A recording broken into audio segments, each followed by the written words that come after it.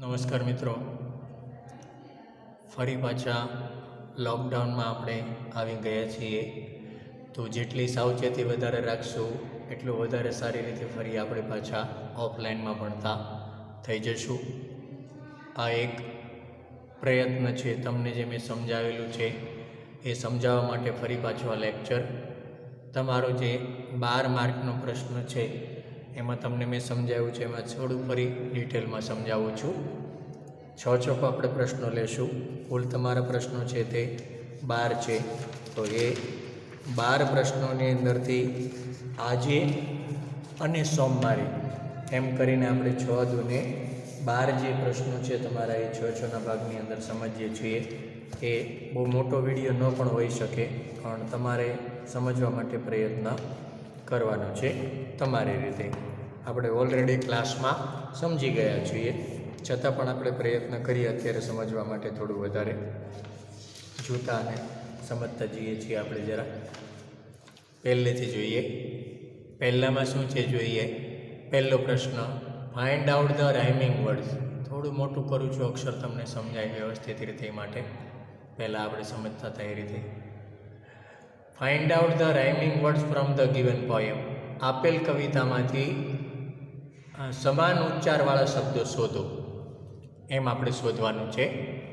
તો આમાં કવિતાનું ભાષાંતર જરૂરી નથી મિત્રો, એટલે નથી કરતો, પણ શબ્દો કયા આવે એ હું તમને કુલ જે મેં લખાવેલા છે તમને 10, તેમાંથી 2 અને 2, શરૂઆતના 2 અને છેલ્લા 2 એ રીતે કહું છું. ટાઉન, તો ડાઉન, ટાઉન, તો ડાઉન.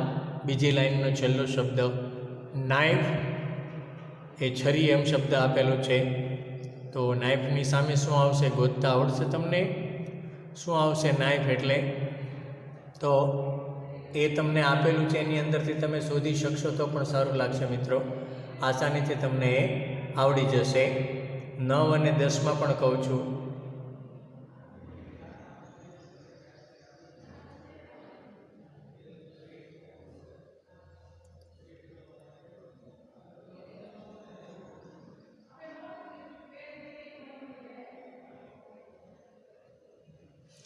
નાઇફમાં આવશે છેલ્લી લાઈનનો શબ્દ લાઈફ.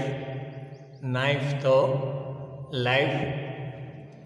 આ વચ્ચે આપેલું છે. હવે જોઈએ છે 9 અને 10ની અંદર બ્લુ, તો છેલ્લીથી બીજી લાઈનમાં છેલ્લો શબ્દ બ્લુ, તો આવશે ફ્લ્યુ. આ રીતે તમારે શોધવાના છે. બ્લુ તો ફ્લ્યુ. અને હવે જોઈએ આપણે 10મો વાઇફ. તો એમાં પણ લાઈફ ને લાઈફ ફરી વખત રિપીટમાં આવી ગયું છે, સોરી, પણ લાઈફ વાઇફ તો એમાં પણ આવશે લાઈફ. નાઇફની સાથે પણ એ આવે છે. એકની અંદર 2 આવી ગયેલા છે, એક જ સરખા ઉચ્ચારવાળા, નો પ્રોબ્લેમ. તમારી રીતે જરા તમે એડજસ્ટ કરી લેજો. કે આ થઈ ગયો આપણો પહેલો પ્રશ્ન. જોઈએ બીજાની અંદર શું કહે છે. એમાં જરા ગુજરાતી કરું તો તમે સમજી શકો, એટલે તમારી સામે જે પેરેગ્રાફ છે ને પેરેગ્રાફનું હું ભાષાંતર કરું છું. In India the sun usually shines very brightly. ભારતમાં સામાન્ય રીતે સૂર્ય ખૂબ તેજસ્વીતાથી ચમકે છે. ભારતમાં સૂર્ય સામાન્ય રીતે ખૂબ તેજસ્વીતાથી ચમકે છે. ધેટ ઇઝ વાય, તેથી the Indian summer is extremely hot and long. ભારતીય ઉનાળો ખૂબ જ ગરમ અને લાંબો હોય છે. તેને કારણે ભારતીય ઉનાળો ખૂબ ગરમ અને લાંબો હોય છે. All of us have experience the hot summer days.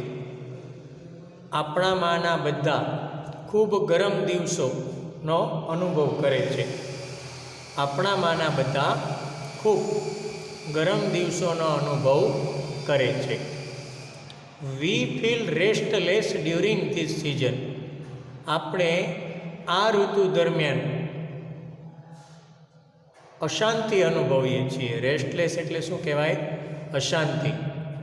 આ ઋતુ દરમિયાન આપણે અશાંતિ અનુભવીએ છીએ. The strong sun rays cause sunstroke too. સૂર્યના આ સખત કિરણોને કારણે આપણને મગજની બીમારી પણ થાય છે. સનસ્ટ્રોક એટલે મગજની બીમારી થવી. સૂર્યના આ સખત કિરણો, ગરમ કિરણોને કારણે મગજની બીમારી પણ થઈ શકે છે. We are forced to protect our cells from the harsh rays of the hot summer sun. ઉનાળાના આ સખત સૂર્યના ખરાબ કિરણોથી આપણી જાતને બચાવવાનું આપણા પર દબાણ થાય છે. ઉનાળાના આ સખત સૂર્યના આ ખૂબ જ ખરાબ એવા કિરણોથી આપણી જાતને બચાવવાના આપણા પર દબાણ થાય છે. હાવ એવર, છતાં પણ, we have invented many ways. છતાં પણ આપણે ઘણા બધા રસ્તાઓ શોધેલા છે. શેને માટે? Of protecting our self from the સ્કોર્ચિંગ heat. સખત ગરમીથી આપણી જાતનો બચાવ કરવા માટે છતાં પણ આપણે ઘણા રસ્તાઓ શોધેલા છે. ચલો મિત્રો, હવે સવાલ જવાબ જરા જોઈએ. What do strong sun rays cause? આ સખત ગરમીના કિરણો આપણને શું કરી શકે? તો ત્રીજી લાઈનમાં વચ્ચે the strong sun rays cause sunstroke too, એ તમારો જવાબ. Second, which word in the paragraph means burning? તો સ્કોર્ચિંગ. બર્નિંગનો અર્થ ધગધગતું, તો કે સ્કોર્ચિંગ એટલે ધગધગતું. Which of the following statement is true? નીચેનામાંનું કયું વાક્ય ખરું છે? એ કહેતો નથી, તમારા પર છોડું છું, જરા એક પૂરતું. ચોથું, write the synonyms of uneasy from the paragraph. પેરેગ્રાફમાંથી અનઇઝી એટલે અશાંતનું સમાનાર્થી લખો. ચાલો એ કહી દઉં છું, એ આવશે રેસ્ટલેસ. અનઇઝીનું થશે રેસ્ટલેસ. ચાલો બીજા પેરેગ્રાફનું ભાષાંતર કરું છું. પહેલાં એના સવાલ જવાબ હું તમારા પર છોડીશ, એ તમે શોધી લેજો. કોઈ એકાદ કહી દઉં છું. After some days V visited a trade fair in Vadodara. કેટલાક દિવસો પછી અમે વડોદરામાં એક ઔદ્યોગિક મેળાની મુલાકાત લીધી. કેટલાક દિવસો પછી અમે વડોદરામાં ઔદ્યોગિક મેળાની મુલાકાત લીધી. It was a school trip. એ શાળાનો પ્રવાસ હતો, અથવા એ શાળા પ્રવાસ હતો. We went there on Sunday. અમે ત્યાં રવિવારે ગયા. We went there on Sunday. અમે ત્યાં રવિવારે ગયા.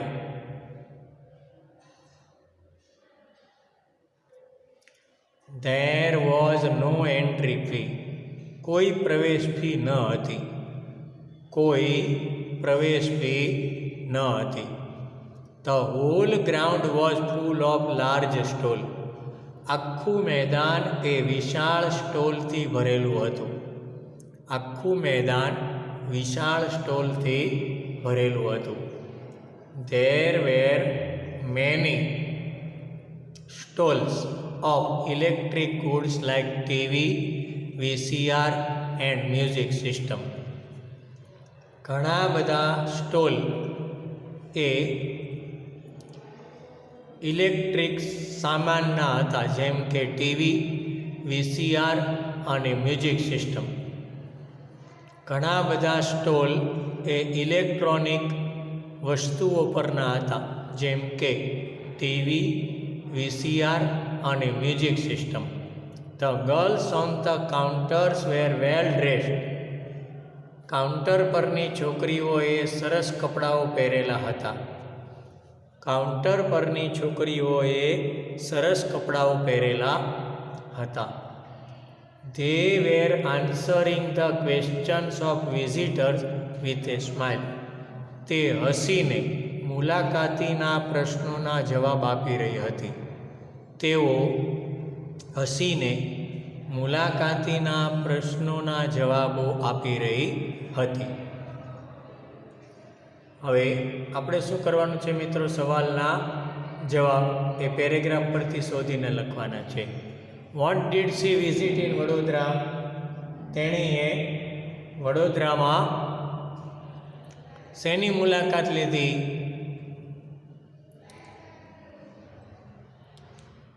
તો she visited a trade fair in Vadodara. She visited a trade fair in Vadodara. એટલે તેણીએ વડોદરામાં ઔદ્યોગિક મેળાની મુલાકાત લીધી. આ એક આન્સર પણ મેં તમને આ સાથે કહી દીધો. આ સાથે આપણે કયો ક્વેશ્ચન 2 પૂરો કર્યો. 3 પર જઈએ છીએ. તમને કોઠો આપેલો છે, 4 મ્યુઝિશિયનના નામ અને એની સામે શેનો ઉપયોગ કરે છે એ લખેલું છે. હરિપ્રસાદ ચૌરસિયા ફ્લૂટનો ઉપયોગ એટલે મોરલી વગાડે છે. અમજદ અલી ખાન એ સરોદ વાદક છે. બિસ્મિલ્લા ખાન એ શહનાઈ વાદક છે અને રવિશંકર એ સિતાર વાદક છે. હવે આના પર આધારિત તમારે જવાબ લખવાના છે. તો આપણે બંનેમાં એક એક સમજી લઈએ. પહેલું અને છેલ્લું. બિસ્મિલ્લા ખાન ઇઝ આ સરોદ પ્લેયર. તમારે સાચું છે કે ખોટું એ જ કહેવાનું છે. બિસ્મિલ્લા ખાન સરોદ પ્લેયર છે તો આપણે નામની સામે ખાલી ચેક કરવાનું. બિસ્મિલ્લા ખાન એ તો શહનાઈ વાદક છે એટલે ખોટું છે. છેલ્લું. Shehnai is played by Hariprasad Chaurasia. Hariprasad Chaurasia દ્વારા શહેનાઈ વગાડવામાં આવે છે. તો હરિપ્રસાદ ચૌરસિયા તો ફ્લૂટ એટલે મોરલી વગાડે છે તો એ પણ ખોટું છે. આ થઈ ગયો તમારો ત્રીજો ક્વેશ્ચન મિત્રો. ચોથામાં એની અંદર એ અને બીને મેચ કરવાના છે. તો એ મેં તમને લખાવી દીધેલા છે મિત્રો. કોની સામે શું આવે એ તો એ તમારી જાતે તમે લર્ન કરી શકો છો. છતાં પણ તમે કહેતા હોય તો કહી દઉં પહેલું અને છેલ્લું. As blind as. ના જેવું આંધળું. કોના જેવું? તો કે ચામાચીડિયા જેવું. તો એઝ બ્લાઇન્ડ એઝ આ બેટ. છેલ્લું. એજ સ્ટબન એઝ એટલે ના જેવો મૂર્ખ. કોના જેવો? તો કે ગધા જેવો. તો એજ સ્ટબન એઝ આ ડોંકી. આ થઈ ગયું પહેલો અને છેલ્લો આન્સર. બાકીના મેં તમને કરાવેલા છે તો તમે એમાંથી લર્ન કરી શકો છો. આ થઈ ગયું 4 એની અંદર. હવે 4 બીમાં આપણે જોઈએ શું કહે છે એમાં. Fill in the blanks using the words given in the bracket. કૌંસમાં આપેલ શબ્દોનો ઉપયોગ કરી ખાલી જગ્યા પૂરો. તો આમાં મેં તમને સમજાવેલું છે કઈ રીતે. પહેલું આમાં પણ પહેલું અને છેલ્લું બે સમજીએ આપણે. ખાલી જગ્યા એ સ્મોલર દેન આ રેબિટ. ખાલી જગ્યા એ સસલા કરતાં નાનું છે. તો કૌંસમાં 2 શબ્દો છે. ડિયર એટલે હરણ અને રેટ એટલે ઉંદર. તો આપણે જાણીએ છીએ મિત્રો કે સસલાના પ્રમાણમાં ઉંદર એ નાનો છે, હરણ એ તો મોટું છે એટલે જવાબ આવશે રેટ. છેલ્લું. અ હોર્સ ઇઝ ખાલી જગ્યા થેન ડોંકી. ઘોડો એ ગધેડા કરતાં ખાલી જગ્યા છે. શું? ધીમો કે ઝડપી? સ્લોવર એટલે ધીમો, ફાસ્ટર એટલે ઝડપી. તો એ ગધેડા કરતાં ઝડપી છે એટલે જવાબમાં આવશે ફાસ્ટર. ચાલો 5 એની અંદર જોઈએ. Select the correct spelling and write it. સાચું સ્પેલિંગ શોધી અને લખો. આમાં પણ તમને હું પહેલું અને છેલ્લું કહી દઉં છું. કોમ્પિટિશનનો સાચો સ્પેલિંગ છે તે ત્રીજો છે. બરાબર? ત્રીજો સ્પેલિંગ તે સાચો છે. COMPETITION. 7માની અંદર ટેરિબલમાં ત્રીજો સ્પેલિંગ એ સાચો છે. TERRIBLE terrible. 7મો આપેલો એ સાચો છે. બાકીના તમારે જાતે કરવાના છે. બીની અંદર જોઈએ. ડુ એઝ ડાયરેક્ટેડમાં સ્પેલિંગ. તો એ મેં તમને કીધેલા છે 1-2. બીજા કહીશ તો બધાના આન્સર આવી જશે મિત્રો. જાતે પ્રયત્ન કરશો તે તમારા માટે સારું રહેશે. એટલે બીમાં નથી કહેતો. બીજાની અંદર એરેન્જ ધ ફોલોઈંગ વર્ડ્સ. શું કરવાનું છે એ સમજીએ. એરેન્જ ધ ફોલોઈંગ વર્ડ્સ એટલે નીચેના શબ્દોને ગોઠવો. કેવી રીતે? In dictionary order. ડિક્શનરીના શબ્દકોશના ક્રમ પ્રમાણે એટલે ABCDના ક્રમ પ્રમાણે તમારે સ્પેલિંગ શોધવાના. તો શું કરવાનું એમાં? પહેલાં અક્ષર એક સરખા હોય તો બીજા અક્ષર પર જવાનું, અને બીજો અક્ષર છે એમાં પણ બે સરખા હોય તો એમાં ત્રીજા અક્ષર પર જવાનું, અને એ ABCDના ક્રમ પ્રમાણે કયું પહેલું આવે છે કયું બીજું આવે છે એ પ્રમાણે તમારે લખવાનું છે. આ છે તમારે એરેન્જ ધ વર્ડ્સ એટલે ABCDના ક્રમ પ્રમાણે ગોઠવવું. છઠ્ઠા પર જઈએ. કવિતા જ એક્ટિવિટી. કયા સમયે કવિતા કઈ પ્રવૃત્તિ કરે છે બતાવવાની છે. એક આપણે બોર્ડ પર સમજી ગયા છીએ, છતાં આમાં હું ફરી સમજાવી દઉં. What was Kavita doing at 1:30 PM ને બદલે AM કરવાનું. યસ્ટરડે એટલે ગઈકાલે. તો ગઈકાલે કવિતા સવારે 1:30 વાગે શું કરી રહી હતી? સવારે ન આવે પણ સાંજે આવે, બપોરે. ચાલો, કંઈ વાંધો નહીં. તો જવાબ આપણે કીધેલો છે Kavita was making crops. Kavita was making crops at 1:30 PM yesterday. 1:30 AM yesterday એટલે ગઈકાલે. આ રીતે કયું કાર્ય કાલે અથવા તો આજે કયા સમયે કરતા હતા એવો તમને પ્રશ્નો આપેલા છે. તો એક તો આપણે સમજેલા હતા, હું તમને એક 8મું કરાવી દઉં છું. હજી કવિતાવાળું જ છે એમાં. Right Kavita's activity at 10:30 AM today. કવિતાની આજની સવારની 10:30ની પ્રવૃત્તિ બતાવો અથવા લખો. 10:30નો સમય પહેલાં જોઈએ, 10:30 AM. અને આજમાં શું કરે છે? એ ક્લીન હાઉસ, ઘર સાફ કરે છે. તો જવાબ કેમ આવશે? Kavita is cleaning. Kavita is cleaning house at 10:30 AM today. ફરી બોલું છું, Kavita is cleaning house at 10:30 AM today. Okay, ચાલો આ 6 પ્રશ્નો અત્યારે આપણે આજના દિવસ માટે જોઈએ છીએ મિત્રો. સોમવારે ફરી પાછા 7 થી 12નો બીજો લેક્ચર તમને મળી જશે. Thank you.